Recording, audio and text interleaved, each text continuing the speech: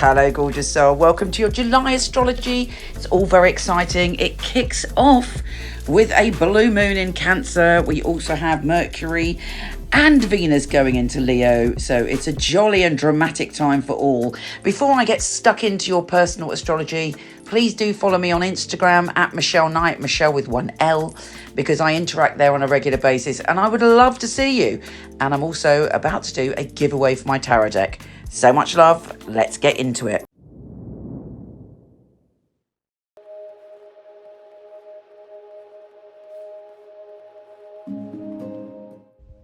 Hey Gemini, you've got some rocket fuel of wonder coming towards you this month because fiery Mars, passionate Mars, is going into your sign on the 20th.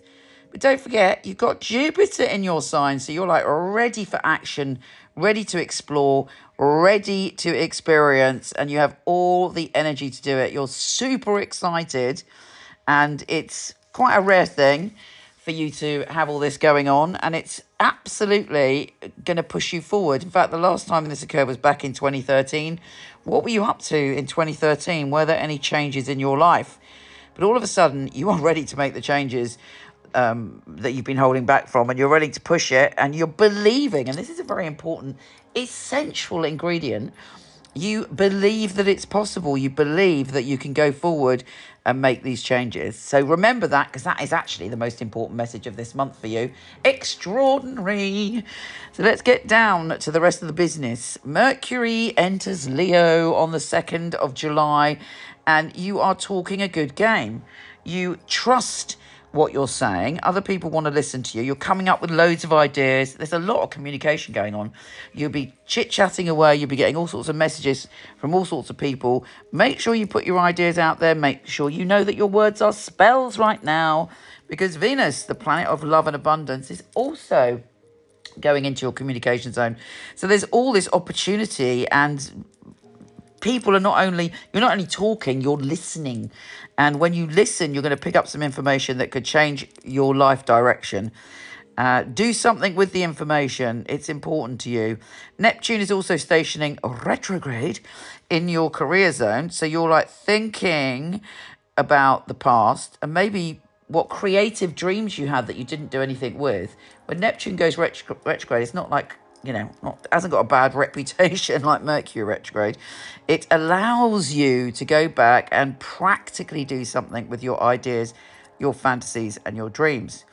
And don't forget, we've also got Saturn retrograde, making you look at the past and past commitments that you had when it came to your career or your passion in life. And Mars is, in fact, sextile Saturn on the 5th.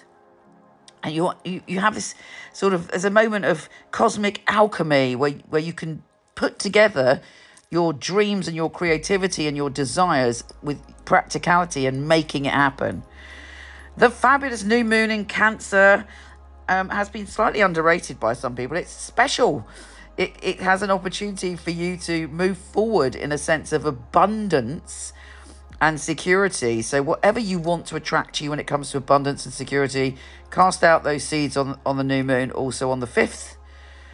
Now, on the 8th, we have Venus sextile Uranus, and you're prepared to maybe declare your love or show your love or be much more open to connect on an intimate level, but with someone around you that you've either known for a long time or who you deeply love and feel secure with. So that could be a lover, could just be a friend or family, but you're declaring your feelings. You want to get a little bit more intimate. With Mercury sextile Jupiter, obviously Mercury is your ruler and Jupiter's in your sign.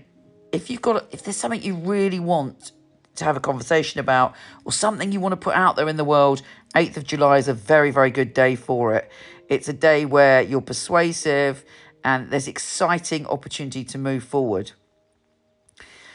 Venus is also trine Neptune again. I would say to you, a big thing for this month is creativity and putting it out there in the world. Often you're a dreamer. People don't often say that about Gemini, but it's true. You think, and then you've got these brilliant ideas, and then you may work on these brilliant ideas, and you may think these brilliant plans, but actually doing it is another kettle of fish. You have that opportunity coming very soon. and you're determined to go after your dreams this month, and there's a sprinkling of magic for you to make it happen. And certainly when Mercury retro shadow begins on the 17th, get your ideas out there, put your spells, your desires and your ideas into action before that. It's not too bad to start off with, but and in fact, maybe it brings you a gift from the past to do with something that you wanted to create in the past and you haven't done it, or someone might pop up from the past to have a conversation with you about what you want to do. As I said, Mars goes into your sign on the 20th, and then there is a blue moon in Capricorn. Look back to what you were doing, thinking, believing and desiring, feeling on the last full moon, because that was also in Capricorn, and it's about power and powerlessness. It's about your primal emotions. So you might find it's quite an emotional moon for you, but the universe is saying to you, because it's sextile Neptune in your career zone, put yourself out there. Don't be afraid of your own power. Grasp your power. It's your time to do that now. And with Venus sextile Jupiter on the 21st, again, a really important conversation. It's super important what you think, because what you think you are definitely going to be creating. So it is, and you should be feeling uplifted and loved also on the 21st. It's so much going on that day. And it's a heady cocktail of cosmic fabulousness, and it's quite emotional for you. Pay attention to those emotions. Don't run from those emotions. With Mars trine Pluto on the 22nd, you're ready for a breakthrough. You are ready to gallop to new horizons and get on with it. The Sun enters Leo on the 22nd, bringing about more ideas and communication, particularly when it sextiles Mars on the 26th. And you're ready for action, baby. Have a staggering time. Be true to yourself. You can make it happen now. Take care, and I'll speak to you soon. So here is the deck. I love the box. Got some of the tarot heroes on the front that are in my deck, which I'll tell you about later. It is flip top. How fabulous is that? I love that. And then you have the little booklet here.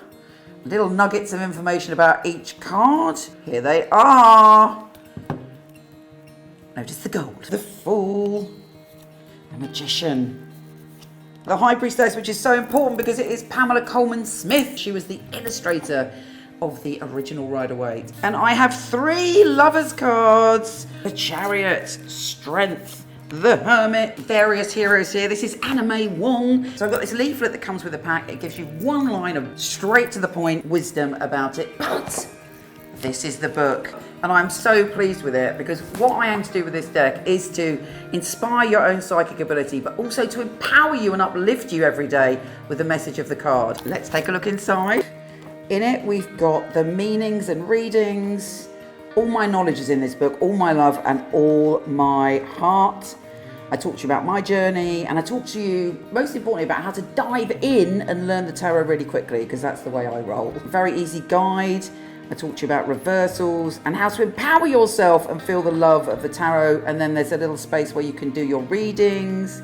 And at the back, really importantly, I talk to you about all the card characters, the amazing things they did in the world to inspire us. Just to give you a taster, let's pull a card to see what we've got. Well, that is a great card. The 9 of Cups, the Wish card. The most basic interpretation of the 9 of Cups is that you're being given a massive cosmic yes. This book is my life's work. I've been doing tarot basically from when I was born.